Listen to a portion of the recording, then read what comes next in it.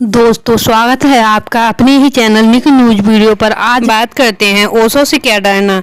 स्वामी विवेकानंद ने एक समय लिखा है कि जब पहली बार धर्म यात्रा पर उत्सव हुआ तो मेरे घर का जो रास्ता था वह वैष्णव के मोहल्ले से होकर गुजरता था। सन्यासी होने के कारण मैं मील 2 मील लंबा चक्कर लगाकर उस मोहल्ले से बचकर घर पहुंचता तो सोचता था कि यह मेरे सन्यास का ही रूप है, मगर बाद में यही पता चला कि यह उस वैष्णव के मोहल्ले का आचरण ही था जो विपरीत हो गया था, अन्यथा उससे बचकर जाने की कोई भी जरूरत नहीं है।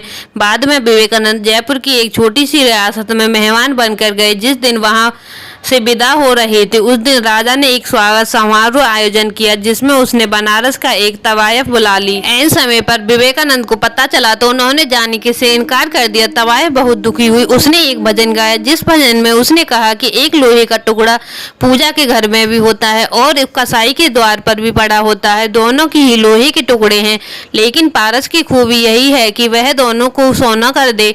अगर पारस का यह कहे कि मंदिर में जो टुकड़े हैं उसी को भी सोना कर सकता हूँ और कसाई के घर लोहे का सोना नहीं कर सकता तो वह पारस नकली है। विवेकानंद के प्राण कांप गए। पारस पत्थर की तो खूबी की यही है कि तवायफ को भी स्पेशल करे तो सोना को हो जाए। विवेकानंद भागकर पहुंचे गए उस जगह का जहां वह तवायफ गीत गा रही थी। उसके आंखों से आंसू झर रहे थे।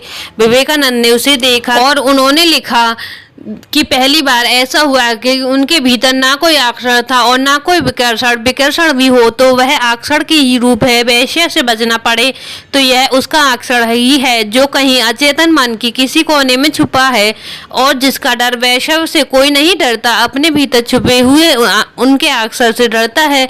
हाल ही में एक शहर में ओशो ध्यान शिविर के लिए गई थी। वह कुछ पत्रकार आए थे। वे पूछ रहे थे कि ओशो से क्या डर लगता है।